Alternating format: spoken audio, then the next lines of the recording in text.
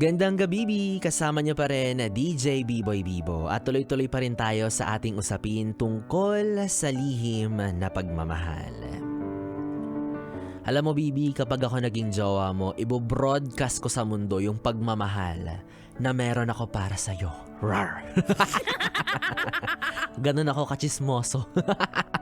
Pati pagmamahal ko sa'yo, ipagkakalat ko. At ngayon naman ay kumausap na tayo ng isang tao na malamang sa malamang ay minsang nakarelate sa usaping ito. Wag na natin patagalin pa, welcome na natin siya. Hello, ate! Hello. Uy, parang ang lambot ng boses ni ate. Siguro malambot din yung ano niya.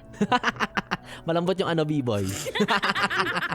O ayan, di ba ang ganda ng boses ay smooth lang, mahinahon, panggabi, ganyan. So feeling ko malambot din ang kanyang kamay. Kaya naman kung ano iniisip niyo. Ate, pwede ka bang magpakilala? Sabihin mo lang sa amin ang iyong pangalan, edad, at kung ikaw ay taga saan? Ako si Kali, 23 years old, from Taguig City. Wow, si Kali. Alam mo, bagay yung pangalan niya sa kanya, no? Sobrang sarap pakinggan, sobrang smooth lang. Siguro, maganda din tong si Ate Kali. Pero bakit naman ganun? Tila nakaka-relate si Ate Kali sa ating pinag-uusapan ngayon. Kasi di ba kung maganda ka, kung maganda yung boses mo, maganda yung itsura mo, and all, di ba dapat pinagkakalat ka? Di ba dapat talamak ka kagaya ni B-Boy Bibo? Sige, wag na natin patagalin pa. Ate Kali, meron lang akong mga tanong sa'yo, ha? Sige, go. Ano ba, sa unang tanong, kung si Corazon ang unang aswang, pang ilan ka at bakit? Charot. And then, joke lang. Ate Kali, meron ka bang jowa ngayon? Meron. Wow, sana all. Ilang years na kayo niyan, Ate Kali? 7 months pa lang. 7 months. Huwag mo nila lang yung 7 months, ha? Kung baga sa buntis, 2 months na lang manganganak na yan. Diba? 2 months na lang, hinog na, lalabas na yung bata. Kaya 7 months is 7 months. So ito na nga, Ate Kali, sa paanong paraan ka ba nakaka-relate sa usapan natin ngayong gabi? Usapin tungkol sa lihim na pagmamahal. Actually, nagkagusto ko sa guy. May jowa siya. May jowa? Okay. Tapos, as time passes by, kasi friends kami eh. So, parang lagi magkasama, ganyan. Hindi rin naman namin intention na ma-fall. Ayun. Doon kami nag-start. Siguro, mga 3 months of talking, ganun. Lagi rin kasi kami nagkikita sa work, ganun. So magka-office mate kayo, tapos doon na-develop yung parang friendship ninyo until come this time na nagka-inlavan, ganun. Kasi doon kasi sa work namin is bago ako, tas siya lang yung kaklose kong kaedad ko. So, ayun, siya yung nakaka-relate sa mga kwento ko, ganyan. Bakit Kaya, ganun? Si B-Boy Bibo, ang dami ko rin kaedad dito sa opisina pero wala akong nakakatuluyan. Ang lugi naman nun. Sige, ate Kali, tuloy. tas ayun, nung yun nga, tumagal-tagal na nag-usap kami kasi magto 2 years na rin ako sa work ko. Nagka-developan hanggang sa nag-aminan kaming dalawa. Trinay naman namin i-stop kasi yun nga, may girlfriend. Kaso yun, hindi kasi maiwasan na lagi kami nagkikita, lagi kami nag-uusap kasi nga work. Tapos hanggang sa tinuloy-tuloy namin hanggang sa tumagal. Hanggang sa iniwan niya na yung babae.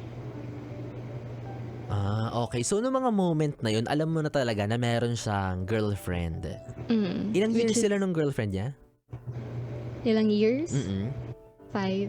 5 years. Okay, 5 years yung relationship niya dun sa tao and then ikaw na fall ka sa kanya. During those times, Ate Kali, ano yung nafe-feel mo? Tinry mo bang labanan yung nararamdaman mo kasi alam mong mali siya, di ba? Of course, for sure naman, alam mo na mali yun. Sinubukan mo ba siyang labanan, iwasan, or kahit man lang pigilan? Actually, sinubukan naming dalawa kasi syempre hindi lang naman one-sided yun. Nag-try din ako noon, as in nag-entertain din ako ng iba't iba, ganun. Yung dun din sa office namin, ganyan. Nag-try din ako. Kaso wala, ganun talaga. Hindi talaga namin maiwasan. Okay, so hanggang sa nagtuloy-tuloy na nga, no? So ano yung mga yung mga initial fears mo, yung mga initial na takot mo na mga posibleng mangyari sa'yo or sa relasyon ninyo during those early stage of your relationship? Syempre hindi maiiwasan yung selos. Gawa nga ng, yun nga, may legal. Tapos ikaw, yung ganyan ka lang, tapos tago ka. Mm, May part din na masakit, ganun. Syempre alam ko masakit din yun dun sa kasi pinagtataguan namin, ganun. Pero, yun nga, hindi rin talaga maiwasan. Syempre natatakot din ako ma-post sa Facebook nun. Oo, di ba? Yung tipong nagmumol ka tapos may sumabunod sa'yo. Di ba? O, di ba? Isa yun sa mga nakakatakot talaga na experience, yung ma-physical ka nung original. O, di ba? Tapos hindi ka makakapalag kasi sabihin mo, wait lang, wala akong ginagawang masyama, hindi ko alam. So, ayun pa nga, Ate Myla. Ano naman nafe-feel mo para doon sa girlfriend niya, rather? Meron ka bang awa or meron ka bang nafe-feel na deserve mo yan, na lokohin ka namin kasi ganito ka, ganyan ka based sa kwento ng jowa mo or ng boyfriend mo? Actually, wala naman akong grudge dun sa girl. Wala akong galit kasi first of all, mali namin eh. Parang niloko namin siya, parang ganun, pinagtaguan namin and kung ano-ano. Siyempre, masakit yun sa kanya and may cause nga na trauma. So, kwento ka ba lahat? Ikaw bahala, hanggang 5 a.m. naman to. Kasi, siyempre hindi rin naman biro yung 5 years. Correct. 5 years is 5 years. Yeah. So, masakit kay ate girl. Kaya, nag-agree kami ng boyfriend ko na magkaroon sila ng closure. Na-explain niya lahat sa babae, ganyan. Kasi, kahit yung relasyon na lang nila before yung irespeto. Ganun. Wala naman akong galit or anything. Siyempre, nakokonsensya din naman ako kasi isipin mo what if gawin sa akin. Correct. Also, during those times, Ate Kali, meron bang moment na sinabihan mo siya, yung boyfriend mo ngayon na, ano ba, kailan mo ba ako ibubulalas sa mundo? Ibubulalas? Kailan mo ba ako i-flex sa lahat ng tao? Kailan mo ba sasabihin sa kanila na finally, ako na yung girlfriend mo, ako na yung mahal mo, at hindi na yung ex mo? Actually, maraming beses, lalo na nung may label na kami. Siyempre, mahirap din. Kaso, naiintindihan ko naman kasi yung reason niya na bago pa nga lang, fresh pa nga lang, ganun. Alangan namang bigla ka na lang ibulgar. Hindi naman ako yung parang nagtatanim ng sama ng loob na porket hindi ka fineflex. Ang importante lang naman sa akin is yung Mahal ka, ganyan. kilala ka ng friends niya, ng family niya, kahit doon na lang muna. Kasi syempre, baka may possibility rin na makita rin ng common friends nila ni ate girl or yung pamilya ni ate girl. Syempre, anong iisipin ng mga yun, diba? Ano yun? Ang bilis mo namang makamove on dun sa isa. Correct. Parang hindi mo na nirespeto yung babae. Okay, so meron pa rin talagang transition stage. O, diba? Sana all may transition stage. Kasi balita ko yung Makati to Taguig, wala na daw. Kaya sabi ni Ate Kali kanina, hindi na siya from Makati, from Taguig na daw siya. O, buti pa yung relasyon ninyo ni Kuya, may transition. So yun na nga, since nalagpasan nyo na yung ganong setup, which is for sure sobrang hirap, sobrang bigat, sobrang daming doubt, sobrang daming fear, sobrang nakaka-anxiety, diba? And sobrang daming frustration.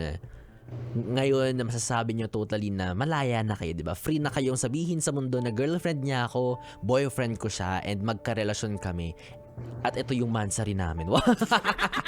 Pilinex yung mansari. So ano naman ano namang feeling yon after nyong makalaya sa ganong setup? May may feeling din na nabunutan ka ng tinik. Ganun. Kasi syempre, at least, clear na both sides. Parang normal lang na relasyon, masaya, ganun. Wala kang iisipin na iba, kayo lang. Correct. At masasabi mong sa akin ka na talaga, sa'yo lang talaga ako, ganun. So ngayon ba hindi na ba nag-update pa or nag-chat-chat ulit yung ex niya? Hindi na namin kasi pinag-uusapan eh. Okay. Kasi alam mo na, iwas na lang din kami sa problema. Iniiwasan niyo na lang. Pero hindi naman na nagiging problema si ex. Hindi na. Okay naman na Aww. kami. Siguro maganda rin talaga yung pagpapaliwanag ni Kuya mong boy doon sa ex-girlfriend niya. Kaya siguro at some point natanggap na rin ni ate girl. Pero yun nga, sabi mo naman wala ka namang grudge, wala ka namang hinanakit doon sa girl, which is dapat lang naman, 'di ba? Kasi yun nga, aware ka rin naman, aware naman kayo parehas na kayong dalawa yung nagkamali. So, good thing about this is siguro pinili na lang ni ate girl yung ex na maging open-minded about it and tanggapin yung katotohanan na hindi na siya yung mahal at ikaw na yung mahal. Although nagkaroon ng overlapping, pero hindi maitatanggi yun yung katotohanan na ikaw na yung mahal, 'di ba? O ano namang gusto mong sabihin, message mo para sa mga kasalukuyan pa ring nasa sitwasyon na gaya ng sayo noon? Hindi ko siya hindi ko siya ina-advise na gawin yun. Ay, kala ko naman, kukuha pa man din ako ng tip. Charot. Ayun, iba kasi parang 'di ba, kayo din naman kahit normal kayo nagka-inlaban na hindi kayo galing sa pagiging kabit, iba pa rin talaga yung feeling kasi nung nagmamahal ka. Mm. So yun, hindi ko siya ina-advise pero kung kaya niyong iwasan, iwasan niyo. Pero kung gusto niyong i-pursue, bahala kayo. Bahala kayo, palakasan lang ng loob to. Ano namang message mo para kay Kuyang Boy na bumihag sa iyong loob? Salamat kasi tagal niya rin akong inunawa sa pagpilit-pilit ko nga sa kanya sa ganyan. Tsaka sa pagpili rin sa akin na ako yung mahalin. Kasi sino ba naman ako, 'di ba? 5 years yun, pinili niya ako. Mm. So, na parang na-feel ko lang din na, ay, mahal nga ako neto. Pero so far naman, healthy naman yung relationship namin. Wala naman kaming ibang problema, which is thankful ako kasi nga sobra yung pag-uunawa niya talaga. Ayan. Maraming salamat, Ate Kali, mula sa Taguig City. Marami kaming natutunan at thank you for giving us such a perspective galing sa isang tao na nagmula sa relasyon na hindi natin usually ginugustong pakinggan. Hindi natin usually nais malaman, no? Pero here we are, listening to you right now, listening to your standpoint, kung ano ba yung mga naging thoughts mo, realizations mo during that struggles in your relationship. And we are very much thankful kasi naging open ka rin sa amin. Bihira yung mga ganyan, yung mga third party na lumalantad. But lucky for you, ikaw ay na-surpass mo yung stage na yan, kayong dalawa ng boyfriend mo, and congratulations for being together without hesitations, without barriers, and being proud for being in a relationship sa isa't isa. Diba, ang sarap nung ganong feeling, yung kinulong mo ng matagal, di ba? Para kang nagluto ng kare-kare, pressure cooker mo ng pagkatagal-tagal yung karne, and finally bubuksan mo na siya, tapos sobrang lambot niya na, sobrang juicy na niya, pwede mo na siyang kainin. Again, maraming salamat, Ate Kali. Thank you. Ayan, mga bibi. So ngayon talaga natin masasabi, 'di ba, na maraming klase ng pagmamahal na pilit itinatago dahil sa takot, sa pangamba, sa pag-aalinlangan. Pero kung iisipin mo, ang pagmamahal ang isang bagay sa mundo na nananatiling libre at hindi mo kailangang bayaran. Kumbaga, kahit sino may karapatan, pero nakakalungkot na may iilan na napipilitan ikubli yung ganda ng storya ng pagmamahalan nila dahil lang sa takot na mahusgahan sila ng ibang tao. Alam mo, Bibi, kahit anong klaseng pag-ibig naman yan, normal, hindi typical, hindi usual, kahit ano man yan, hindi naman tayo talaga nakakaiwas na mahusgahan. 'Di ba? Yung akala mo perfect na relationship, binabato pa rin yan. May nakikita pa rin yung ibang tao dyan. Pero nananatili silang iisa. Patuloy silang nagmamahalan. Kasi meron silang pag-ibig na pinaninindigan. Tsaka ano naman kasing pakialam ng mga chismoso at chismosa dyan sa paligid ninyo, di ba? Sino ba yan? Sila ba yung bibili ng chocolate? Sila ba yung bibili ng bulaklak kapag mansarin nyo? Hindi naman, di ba? So, hayaan nyo sila. For as long as alam nyo yung limitations ninyong dalawa, for as long as alam ninyong wala kayong ibang inaapakang tao, go for it. Pero kung alam nyong merong mga balakid, alam nyong hindi rin tama yung ginagawa ninyo, sana dumating yung punto na gumawa kayo ng solusyon, mahanap nyo yung paraan kung saan ay malalabasan nyo yung ganyang sitwasyon. Kasi again, mahirap manatili sa isang relasyon na nakakulong. Para kang sumakay sa isang sasakyan na walang gas. Na kahit anong pilit mong makaalis, hindi kayo makakaandar. Kasi nga, walang drive. I mean, walang nagpupush sa inyo para umusad. At sana dumating din tayo sa punto na wala nang dalawang taong mahuhusgahan dahil lang sila ay nagmamahalan. Na may wala nang itagong sikreto yung dalawang tao na walang ibang ginusto kundi magmahal lang ng malaya at totoo.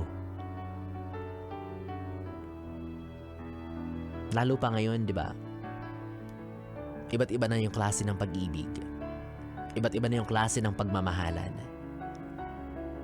And lucky for us, lucky for this generation na unti-unti rin na nagiging open yung isipan natin sa mga ganyang aspeto. O hindi ko sinasabing yung mga matatanda,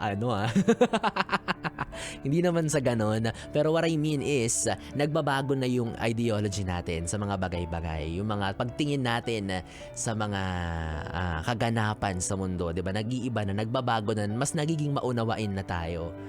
Diba? Ikaw, baby, sekreto ka ba? Sekreto ka ba, baby? Kasi hindi kita kayang ipagkatiwala sa iba eh. Yeah!